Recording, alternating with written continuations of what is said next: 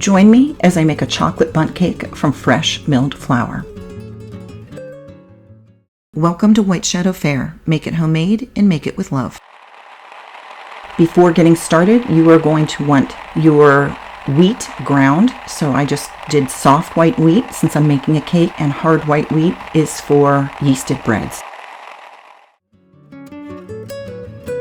I'm starting off by taking some hot water and making some instant hot espresso. You need 1 cup of a very strong coffee, and you want to cool it down. It should be warm at best. So I'm making this at the beginning so that I can cool it down in time. So I'm just giving that a good stir. What I'm trying to find is, there was a recipe we used to make with a boxed cake and a box of pudding that my family just loved, and they keep saying how much they miss that cake. So every time I find a chocolate cake recipe, I try to duplicate it and see if we've gotten there. This one is very close. It's very good, very moist. So you're going to set that coffee off to the side and let it cool down, and you're going to grab a bowl. You're going to need 2 bowls for this, and you need 2 1/4 cups of soft white wheat flour that you just ground up. So the one thing that I really like about chocolate cakes is you can't really tell that it's fresh milled flour inside the cake. Chocolate is stronger than the wheat in a flavor profile, so nobody will know this is a wheat cake. It's the perfect way to introduce fresh milled flour to somebody who's never had it before. 1 cup of unsweetened cocoa,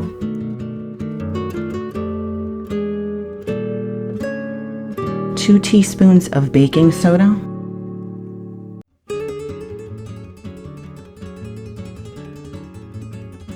1 teaspoon of baking powder,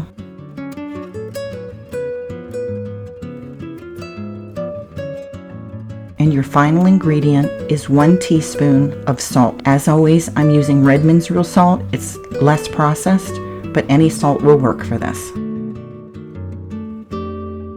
Mix everything together. I used regular unsweetened cocoa powder, but this would do really well if you have that Hershey's dark cocoa powder. If you haven't already done so, please subscribe to my channel, give this video a like, and leave a comment below. It would really mean a lot to me, and it would help my channel out. In your second bowl, we're going to get started with our wet ingredients, starting with 2 cups of cane sugar. Of course, you could use regular white sugar as well. That cup of strong coffee that you made earlier, it should be cooled down for the most part. It doesn't need to be cold, but just warm. Coffee really complements chocolate, so your cake won't taste like coffee. It will just help enhance the flavor. But if you don't have the coffee, no big deal. And if you really like the coffee flavor, you can add a couple of teaspoons extra instant coffee. To this, you are going to add a 1/2 cup of sour cream, and use a full fat sour cream, not the light or fat-free sour cream. You need the fat for the richness that it gives. 1/3 cup of a neutral oil. I used avocado oil, but any neutral oil would work fine. Be careful when you're mixing this, mix it on low. You don't want this thin batter spraying up all over you, but you want to just get this mixed so that the sugar has a chance to start to melt. And then you're also going to add a 1/2 cup of either milk or buttermilk. Either one will work.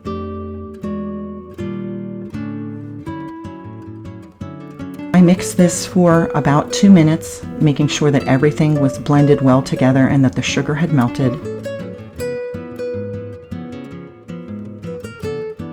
I added 2 eggs, making sure my eggs are at room temperature. Always when you are baking, use room temperature items. So when you know you're going to bake something about an hour ahead of hand, pull everything out. But if you're like me and sometimes you forget to pull things out, you can put your eggs in a bowl of some just warm water, and that will help get them to room temperature quickly.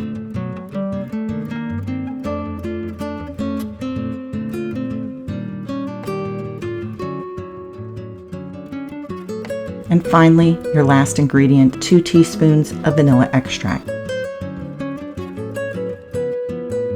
So now that everything is blended well, we're going to add those dry ingredients. And once again, mix on low. Use your spatula to scrape down the sides as you go here. You just need to get everything incorporated. You don't need to mix for any long period of time. You just want to get everything wet.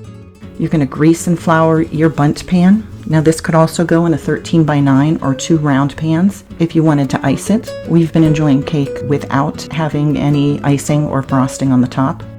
So here I am scraping down the sides.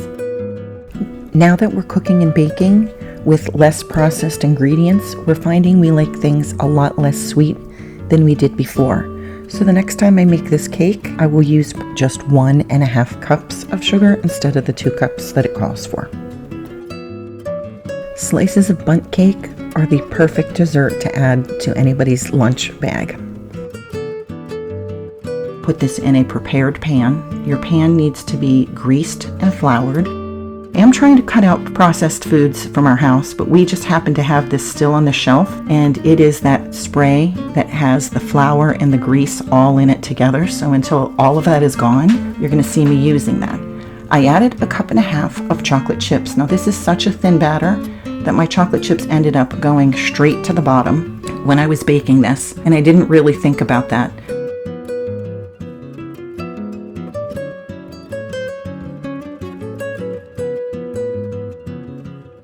Preheat your oven to 350 degrees. You're going to let that cake sit. So while it is preheating, your cake is going to be sitting for 10 to 15 minutes to hydrate the bran. That's really going to soften things. And you're going to bake this for a total of 35 to 50 minutes. Now, everybody's oven is different, so you have to do what works for your oven. One of the ways you know that it's done is it starts to pull away from the sides of the pan. Also, stick a toothpick in the middle. If it comes out mostly dry, then you know you're good. You don't want it to be completely dry because then you've dried out your cake.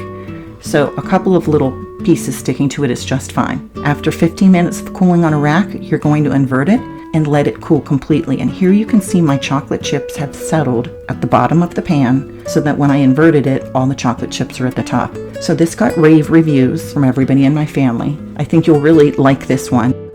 When baking with fresh milled flour, the shelf life is a lot shorter, so you have about 2 to 3 days.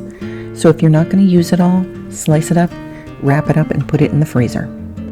It's moist, chocolatey, delicious, and it freezes well. Cut it into slices. I stuck it in the freezer so everybody can just grab a slice and let it defrost. It doesn't take long. Thank you for joining me at White Shadow Fare, and I hope you'll give this one a try.